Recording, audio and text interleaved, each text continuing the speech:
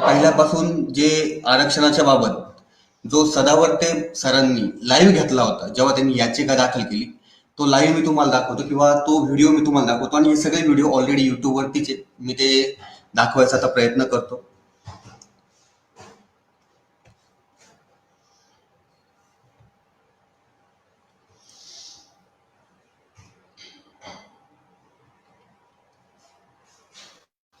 तर सगळ्यात पहिले आपण मराठा रिझर्वेशनचं बघू की आपले सदावर्ते सर काय बोललेत. मराठा आरक्षणाची चर्चा झाल्यानंतर आपण ही याचिका जी दाखल केलेली आहे त्याच्यात आखाडी समोर पुढे सुनावणी ही याचिका दाखल करण्यामागचा आपला उद्देश काय आहे, हेतू काय आहे? लक्षात घ्या, म्हणजे एखाद्या जात मराठा म्हणून हा विरोध नाही, एखाद्या धर्माच्या विरोधातला हा विरोध नाहीये. भारतीय संविधानाचं जे basic structure of the constitution आहे त्याला आपण मूळ ढाचा म्हणतो. त्याच्यामध्ये आर्टिकल 14, आर्टिकल 15, आर्टिकल 16 असं आर्टिकल 21 पर्यंत ते बेसिक स्ट्रक्चर आहे. आणि डॉक्टर बाबासाहेब आंबेडकरांनी कॉन्स्टिट्यूंट असेंब्लीमध्ये ज्यावेळेस पहिल्यांदा 70% आरक्षणाची बाब आली समोर, त्यावेळेस त्यांच्या हयातीत त्यांनी सांगितलं रिझर्वेशन हे मेजॉरिटी नसतं आणि रिझर्वेशन हे नेहमी लेस इन नंबर नसतं. तर आता सदावर्ते सरांनी बोलल्याप्रमाणे बाबासाहेब आंबेडकरांनी जेव्हा 70%ची बाब आल्यानंतर ते बोलले की मेजॉरिटीनुसार आरक्षण नसेल तर बाकीच्या काही गोष्टी त्याच्यानुसार आरक्षण असेल, असं बाबासाहेब आंबेडकरांनी म्हटलेलं आहे. तर आता पुढे आपण काय म्हणतो ते बघूया. ऑफ 2018 राज्य सरकारने SEBC 2018 त्या बिलाला नाव आलं. ते बिल पास झाल्याबरोबर राज्यपालांकडे सुद्धा हरकत याचिका दाखल केली होती की ह्या बिलाला कायद्याचं स्वरूप देऊ नये आणि पुन्हा पुनर्विचारासाठी पाठवावं. म्हणजे डायरेक्ट याचिका नाहीये, त्यापूर्वीची एक स्टेप आहे, ती स्टेप सुद्धा ऍडव्होकेट डॉक्टर जयश्री पाटील यांनी घेतलेली आहे. पण म्हणजे अगोदर जी याचिका होती त्याच्यानंतर आता हे नवीन बिल आल्यानंतर या दोन वेगळ्या याचिका आहेत तर तेच आहे आणि आपण याचिका करते आहात की आपण ती रिप्रेझेंट करता आहात? नाही, वेगवेगळ्या याचिका आहेत. 149 2014 ती याचिका आहे. ती याचिका डॉक्टर लक्ष्मणराव किसनराव पाटील ज्येष्ठ स्वातंत्र्य सेनानी यांनी इंडियन कॉन्स्टिट्यूशनलिस्ट कौन्सिल या संस्थेचे सदस्य आहेत, त्यांच्याकडून ती दाखल करण्यात आलेली होती. आपली ही काही स्वतंत्र याचिका आहे? ही जी याचिका आहे ही ऍडव्होकेट डॉक्टर जयश्री लक्ष्मणराव पाटील म्हणजे फ्रीडम फायटर लक्ष्मणराव पाटील यांच्या त्या कन्या आहेत. आणि चला आता इथून पुढे आपण बोलखोल चालू करूया. स्टॉप शेअरिंग करतो मी. तर आता जसं आपले गुणरत्न सदावर्ते सर बोललेत की लक्ष्मणराव पाटील यांची कन्या म्हणजे डॉक्टर ऍडव्होकेट जयश्री पाटील यांनी ती याचिका दाखल केली मराठा आरक्षणाच्या विरोधात 2 वर्षापूर्वी SEBCच्या विरोधात. मग ESBCच्या वेळेस हे झोपलेले होते का जेव्हा ESBC लागू झाला? तरीही असो, आता जयश्री पाटील जे यांनी नाव घेतलं गुणरत्न सदावर्तेंनी, ह्या कोण आहेत आपण ते जाणून घेऊया. यांनी नाव घेतलंय की याचिकाकर्त्या जयश्री पाटील कोण आहेत ते आपण बघूया.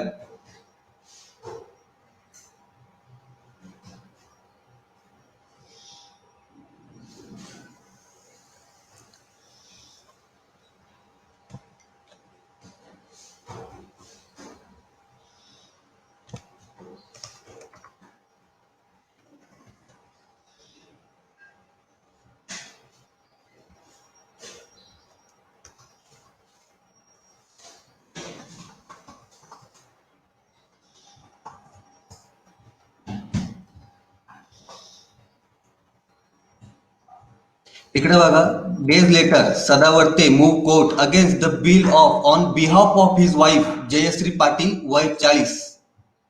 आपण फोटो वाटलेस तर बघूया.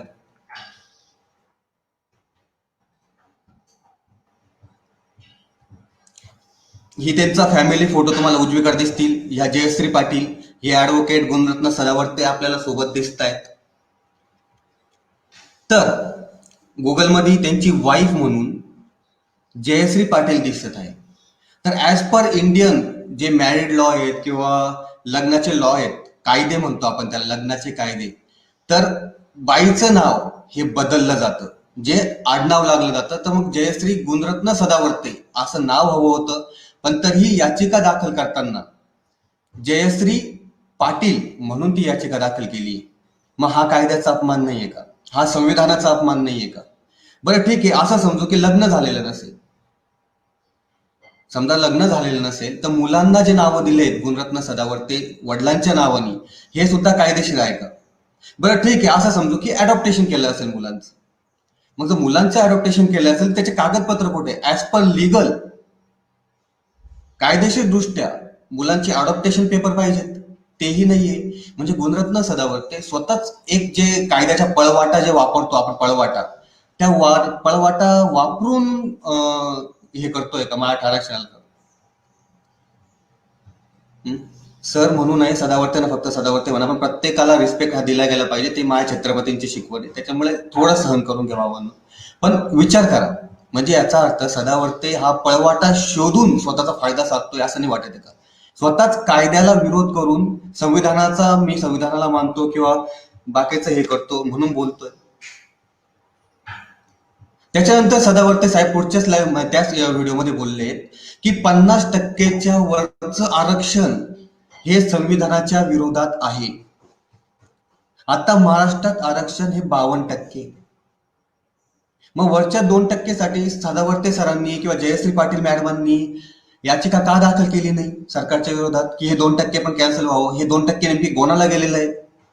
त्याच्या विरोधात सदावर्ते का बोलत नाही? किंवा तेव्हा संविधानाचा अपमान होत नाहीये का? 62% जे आहे ते ईडब्ल्यूएस पकडू नये, पण 52% ईडब्ल्यूएस सोडू नये. मग आणि जे ईडब्ल्यूएस दिलेले आहे हे केंद्र सरकारकडनं आलेलं आहे. राज्य सरकारचं स्वतःचं आरक्षण जे आहे पूर्णपणे ओबीसी, मागासवर्गीय, एसटी, नंतर एनटीडी, एनटी धरून हे 52% वरती जात आहे.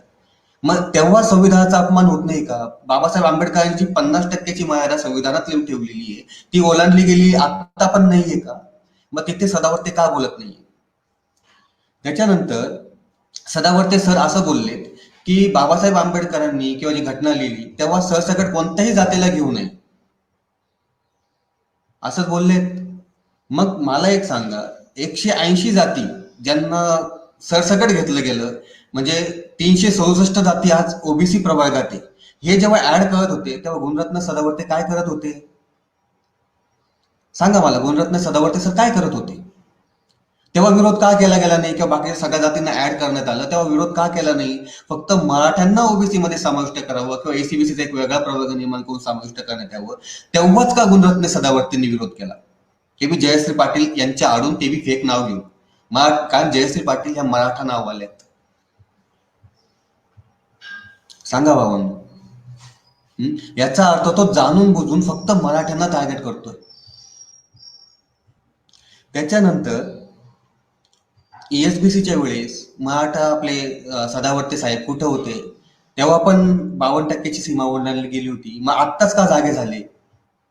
आणि 2 वर्षापासून तुम्ही जो खेळ चालवलेला आहे मराठा आरक्षणाच्या विरोधात, तेव्हा तुम्ही प्रसिद्धी मिळवून घेतली.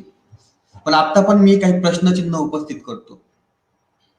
एकीकडे जस्टिस लोया यांची मर्डर केसचा जो सदावर्ते सर विरोध करत होते किंवा त्याच्याविषयी बोलत होते, ते अचानक शांत होऊन, नीट लक्षात घ्या, ते अचानक शांत होऊन अचानक त्यांनी मराठा आरक्षणाची केस कस काय घेतली? आणि आरक्षणाच्या लढण्यासाठी जेवढा जो पैसा आलाय, हा पैसा त्यांच्याकडे कुठून आला? कारण जेवढी केस लागले, जेवढे वकील बांधव लागले, जेवढे सिनियर काउन्सिल लागलेत, कोटीमध्ये पैसा लागतो. आणि हे मला माहिती आहे, कारण मी आता गोळा करतोय. मग हा पैसा कुठून आला? 2 वर्षात सदावर्ते सर अचानक एवढे मोठे करोडपती कसं काय झाले? त्याच्यानंतर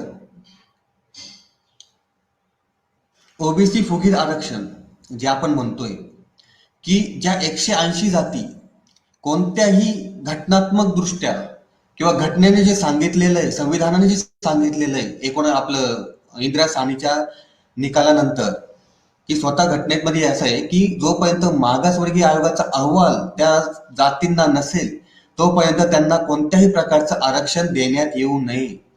मग 180 जाती जेव्हा जाणून बुजून ओबीसी मध्ये घुसवण्यात आल्या तेव्हा सदावर्ते सर कुठे होते? हे तर घटनाबाह्य आहे, हे संविधानाच्या पण विरोधात आहे. मग जर संविधानाची काळजी असेल तर मग स्वतः सदावर्ते सरांनी ओबीसीच्या विरोधात, फुगीर आरक्षणाच्या विरोधात का याचिका दाखल केली नाही? तिथे पैसे मिळाले नाही म्हणून, किंवा तिथं संविधानाचा अपमान होत नाही म्हणून? त्याच्यानंतर उपमुख्यमंत्री पदाचं झालं तर ते पण घटनेत बसणार नाहीये. घटनेत कोणत्याही प्रकारचं उपमुख्यमंत्री पद नाही. अजितदादांना विरोध का करत नाही सदावर्ते साहेब? त्याच्यानंतर अजून भरपूर सारे आहे की जिथं संविधानाचा, घटनांचा अवमान झालेला आहे, तिथे सदावर्ते साहेब बोलत नाही. म्हणून मी एक सांगतोय आता, आंबेडकर, आपले जे बौद्ध समाज आहे, आंबेडकर विचारधाराचा जो मानणारा वर्ग आहे, या सगळ्यांना मी विनंती करेल आता की हे प्रश्न जाऊन सदावर्तेंना विचारा. जर खरंच तुम्ही संविधानाला मानत असाल तर ओबीसी आरक्षण याचिकेसाठी आम्हाला साथ द्या, विरोधात जी आहे फुगीर आरक्षणाच्या विरोधात. सदावर्ते जो बोलतोय, तुम्ही सदावर्तेला प्रश्न विचारा, का तू याचिका दाखल करत नाही? जर तू बाबासाहेब आंबेडकरांना मानतो, डॉक्टर बाबासाहेब आंबेडकर, जर तू संविधानाला मानतो, संविधानाच्या विरोधात जे जातील त्यांना तू विरोध करतो, तर मग ओबीसींना पण विरोध कर, जे अनुसूचित जाती आहेत. त्या माकडाबद्दल निष्फळ चर्चा करू नका. दादा तुम्हाला आता सांगतो मी का चर्चा करतोय. कारण आपण जी याचिका टाकतोय त्या याचिकेला पुढं होणारा विरोध किंवा जे विरोधक असतील, जागृती मोबाईल सायलेंट, जो विरोधक असतील ते मी आत्ताच शांत करतोय. म्हणजे पुढे होणारा विरोध हा कमी प्रमाणात असेल आणि आपला जी लढाई आपली ती आपण अधिक जोमात लढू शकतो. पण असो, आता सगळ्यांनी विचारावं, जर सगळ्यांना संविधानाचं काही घेणं असेल ना, किंवा संविधानाला मानत असाल, तर सदावर्तेला विचारा की तू ह्या बाबतीत का पडत नाही, तू फक्त मराठ्यांच्या बाबतीत का पडतोय? मग त्याचा खरा चेहरा कळेल.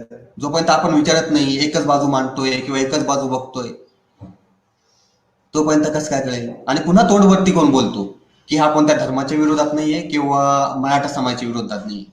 मग कर ओबीसींना विरोध तुझ्यात हिंमत असेल तर.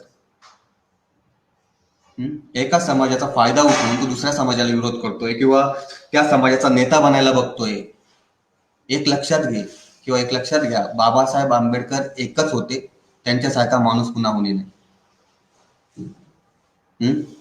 तर त्याच्यानंतर आता काही लाईव्ह अजून तुम्हाला दाखवतो, काही व्हिडिओ अजून तुम्हाला दाखवतो की जेणेकरून तुम्हाला अजून कळेल आणि त्याच्या विरोधात मी अजून बोलेन. म्हणजे काही गोष्टी अजून त्यांना मी सांगू इच्छितो.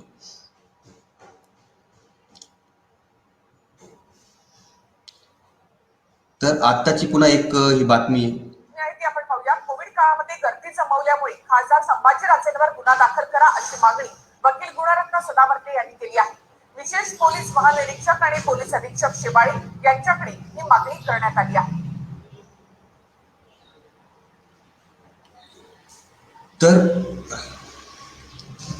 तर आत्ताच जे होतं, एक मिनिट पुन्हा लावतो. कोविड काळात गर्दी केल्यानं केली मागणी, खासदार संभाजीराजेंवरती गुन्हा दाखल करा, सदावर्ते यांची मागणी. अशा प्रकारची न्यूज आली होती. तर मला आता पुन्हा सदावर्ते सरांना एक विचारायचंय. म्हणजे हा ठीक आहे, कोरोना काळ जेव्हा शांत झाला होता किंवा थोडाफार प्रमाणात कमी, म्हणजे भरपूर प्रमाणात कमी झाला होता, तेव्हा नांदेडमध्ये ती सभा झाली होती. पण जेव्हा कोरोना पीक वरती होता, म्हणजे कोरोना अत्यंत स्टेजवरती होता, तेव्हा पंढरपूरमध्ये राजकारणाच्या सभा घेतल्या गेल्या.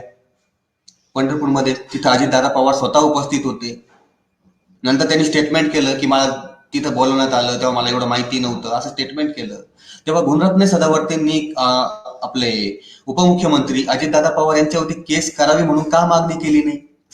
फक्त जिथं मराठा आरक्षणाची सभा झाली तिथं त्यांच्यावरती केस करा. मग हे संविधान विरोधी नाही, हे वागणं योग्य आहे? आणि कसं काय म्हणतात की आम्ही मराठा विरोधी नाही म्हणून?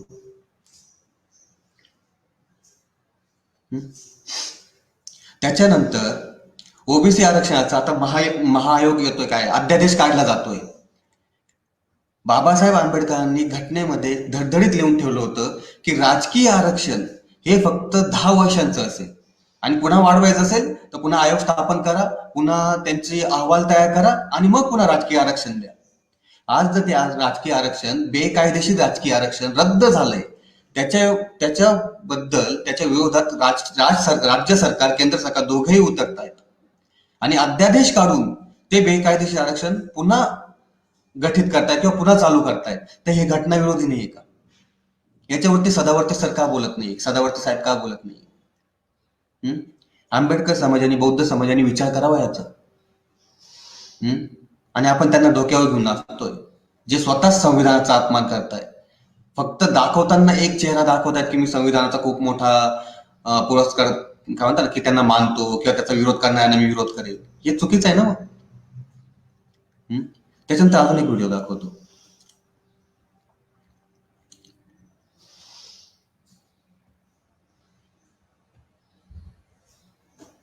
भारताचं नागरिकत्व भारतीय संविधानाच्या आर्टिकल 5 नुसार जो कोणी स्वातंत्र्यानंतर या भारत भूमीवर जन्मला त्या व्यक्तीला भारतीय नागरिक असं डॉक्टर बाबासाहेब आंबेडकर लिखित संविधानाने संबोधलेला आहे, हक्क दिलेला आहे. त्याला, त्या व्यक्तीला, भारतीय नागरिकाला कन्याकुमारी ते काश्मीर ह्या सगळ्या याच्यामध्ये भूभागावर त्याला जाऊन आपली प्रगती करण्याचा, आपल्या इच्छेनुसार जगण्याचा, आपल्या एक्सप्रेशन नुसार वागण्याचा पूर्ण अधिकार भारताच्या संविधानाने दिलाय. त्या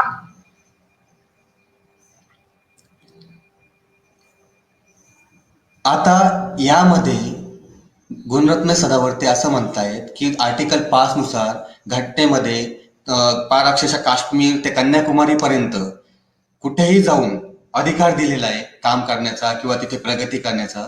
तर घटनेमध्ये आर्टिकल 5चं उदाहरण दिलं, पण आर्टिकल 370चं उदाहरण का नाही दिलं?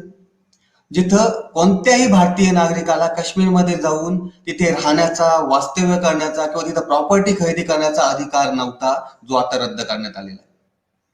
ते मी तुम्हाला सांगतो, वाटल्यास ते बी दाखवतो मी तुम्हाला की आर्टिकल 370 मध्ये काय बदललेलं आहे.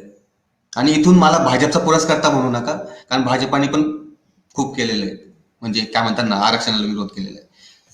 चला, आर्टिकल 370 पहिले काय होतं? जम्मू काश्मीरला विशेषाधिकार होता, डबल नागरिकता होती, जम्मू काश्मीरचा एक झेंडा वेगळा होता, 356 आर्टिकल लागू नव्हतं, आर्टिकल 360 लागू नव्हतं, अल्पसंख्याकांना कोणतं आरक्षण नव्हतं, दुसऱ्या राज्यातील लोकांना जम्मू काश्मीरमध्ये जमीन किंवा प्रॉपर्टी खरेदी करायचे कोणतेही हक्क नव्हते, RTI लागू नव्हता, विधानसभाचा कार्यकाल 6 वर्षाचा होता. हे सगळं बदलून आता दुसऱ्या राज्यात आपणही जाऊ शकतो, तिथल्या मुलींशी लग्न करू शकतो किंवा तिथे प्रॉपर्टी घेऊ शकतो. हे सगळे अधिकार 370 रद्द झाल्यानंतर आता आपल्याकडे आलेले आहेत.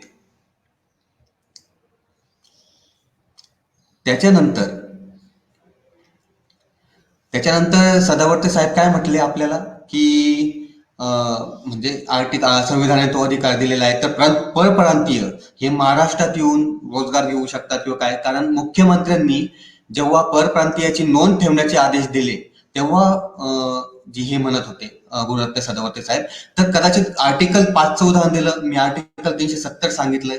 त्याच्यानंतर आपल्या संविधानात स्थलांतरित कायदा 1979 काय म्हणतो तो मी तुम्हाला सांगतो पुन्हा एकदा, की स्थलांतरित कायदा पण कदाचित गुणरत्न सदावर्ते साहेब तेही विसरले असतील.